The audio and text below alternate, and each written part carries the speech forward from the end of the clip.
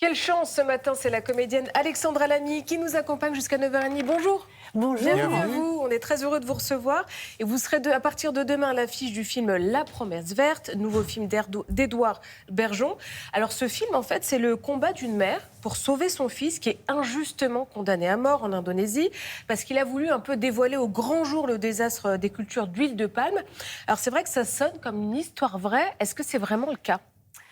Alors, c'est ça qui se passe avec Édouard Bergeon, comme c'est un journaliste qui a fait beaucoup de documentaires, donc il connaît très très bien son sujet, il le maîtrise très très bien, donc évidemment on a cette sensation que tout ça est vrai, et le fond est vrai bien sûr, puisqu'on parle quand même d'écologie, et puis il y a ce thriller et cette histoire, j'allais dire fictionnée, qui ressemble à des histoires qu'on entend, donc c'est vrai que quand on fait les tournées province, il y a beaucoup de gens qui nous disent mais tout ça est vrai, et oui, il y a une résonance. Passer, Après, vous dites, ça parle d'écologie, mais attention, c'est pas juste un truc avec des arbres qui poussent. C'est vraiment un thriller, c'est un truc qui vous prend du début à la fin. Exactement, c'est ça que j'aime beaucoup dans le scénario et évidemment dans le film, c'est-à-dire que c'est un film avec un vrai fond sur l'écologie, donc et qui nous concerne tous.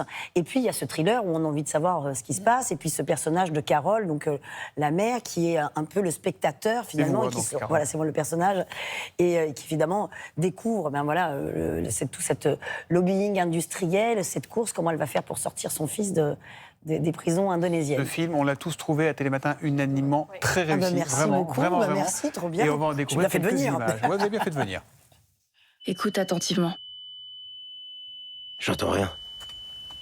Parce qu'il n'y a rien à entendre. Plus d'oiseaux, plus d'insectes, plus d'orang-outans, plus rien. Je les accuse de massacrer la planète, de tuer des villageois. Hé, toi là, arrête de filmer! Et de laisser en prison un innocent pour le réduire au silence. Mon fils est condamné à mort et je peux compter sur personne. Non. Qu'est-ce qui s'est passé? Ils ont attaqué un village. Tout ça, c'est à cause de leur putain d'huile de palme. Tout le monde en croque, y compris dans les hautes sphères. Alors l'huile de palme, on n'y touche pas. Moi, ce que je veux, c'est récupérer mon fils.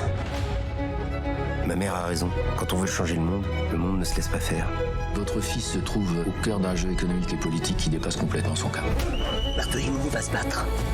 On va aller jusqu'au bout. C'est oppressant, c'est haletant, c'est prenant. Il y a un petit côté Midnight Express par moment.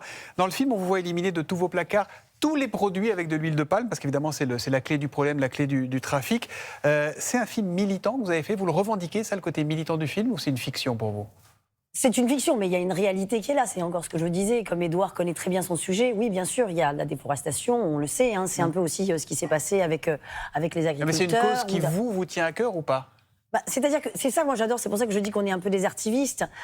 Évidemment, quand on voit un film comme ça, ou même moi à la lecture du scénario, eh bien, je me suis dit, comment ça, il y a de l'huile de palme dans le dentifrice, comment ça, il y a de la moitié dans nos caddies, mais c'est pas possible, qu'est-ce que c'est que cette histoire? En fait, c'est des films qui nous permettent aussi de nous informer. Donc il y a cette histoire, cette fiction qu'on a envie de suivre, parce qu'il y a un vrai thriller, il y a ce fond-là qui vous interpelle, et en fait, moi je pense que tout le monde va ouvrir ses placards et tout le monde va regarder ce qui se passe. Et donc ça donne aussi une conscience. Et d'ailleurs, c'était très intéressant pour avoir fait une tournée province. J'étais très surprise d'avoir beaucoup de jeunes qui viennent voir le film. Ça veut dire qu'aussi dans la jeunesse, il y a une conscience écologique énorme. Donc c'est pour ça que c'est très intéressant d'avoir ce film avec ce fond-là engageant, engagé, qui nous concerne, et puis ce thriller. Je trouve que le scénario est très bien fait là-dessus. Il a fallu ce film pour vous sensibiliser à ça ? Vous l'étiez déjà ? Non, moi je le suis un petit peu parce que quand même je viens de zone rurale, donc forcément on fait quand même toujours un peu attention. Après, évidemment que je suis loin d'être irréprochable, et c'est vrai qu'avec ce film-là, il y a des petites choses que j'ai envie de faire, en fait, des petites contraintes qu'on se donne, parce que c'est vrai que souvent je dis on a toute la vie est faite pour nous faciliter, tout est facile, et du coup on n'a plus du tout de contraintes. Ouais. Et parfois tu te dis, si je vais me casser un peu la tête pour moins utiliser de plastique, moins acheter de plastique, pour plus utiliser de coton, pour toutes ces petites choses-là qui permettent... C'est ça qui est fort, c'est qu'on part du bout du monde et on arrive dans le placard, en fait, à la maison. Mais c'est ça exactement. Et c'est parce que comme ça nous paraît loin, on se dit, ça ne nous concerne pas. Alors que si, le bois aussi, tout le bois exotique, c'est vrai qu'après quand on discute avec Camille Etienne, qui est donc une activiste qui est très, très engagée, et qui vous raconte aussi, d'ailleurs c'est ce qui se passe dans le film avec le personnage de Martin. Effectivement, quand on a tout ce bois importé, ce sont des gangs criminels. Donc en fait, on nourrit. C'est exactement ce que dénonce Martin dans le film. Et il paraît que pour le rôle, vous avez refusé de vous faire maquiller, que vous avez maltraité votre corps. Jusqu'où est-ce que vous êtes allé pour ce rôle ?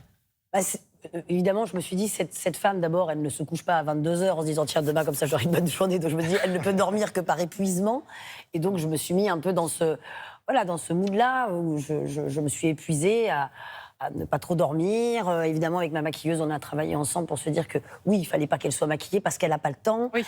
Et puis on joue aussi, là-bas, il y a cette chaleur aussi écrasante qu'on sent beaucoup dans le film. Donc on a rajouté beaucoup de gras pour que ça se sente bien à l'image. Vous l'avez tourné où, le D'où film cette peau très hydratée, bien sûr. Vous l'avez tourné vraiment en Indonésie, le film? Alors, on a des images qui viennent d'Indonésie, bien sûr. L'équipe est allée tourner quelques images là-bas, et puis on a tourné le reste en Thaïlande. Je pense que oui, ça serait été peut-être un peu difficile d'aller tourner là-bas. En tout cas, nous, on n'ira peut-être plus en vacances, je pense, là-bas. C'est un rôle dont il est dur de sortir. C'est le genre de rôle qui vous obsède, qui vous tient après ou pas, ça, quand on joue un... Il en reste toujours un peu quelque chose. C'est sûr que ça nous colle un petit peu. C'est marrant parce que quand Félix Moati m'appelle, donc qui joue mon fils, C'est très rapidement, remarquable aussi. Hein. Oui, qui est remarquable, mais tout le monde, je trouve que le casting est merveilleux. Philippe Torreton, Sofiane Camès, Julie Chêne, activiste et merveilleuse, Antoine Bertrand, enfin, je trouve qu'il y a un casting extraordinaire, ouais. C'est votre deuxième rôle d'affilée de mère, après La Chambre des Merveilles l'année dernière. C'est quelque chose qui vous épanouit en tant qu'actrice? On ne me propose plus d'étudiante, je ne comprends pas ce qui se passe. Enfin, je fais un appel immédiatement. Oui. Est-ce que ça vous épanouit, ça? Mais c'est super, oui. Puis c'est bien parce qu'on a des rôles aussi, qui conviennent à votre âge, et puis je trouve que le côté maternel, c'est toujours. Moi, j'aime bien un peu ces héroïnes du quotidien. C'est là le personnage de cette maman qui va se battre pour son fils.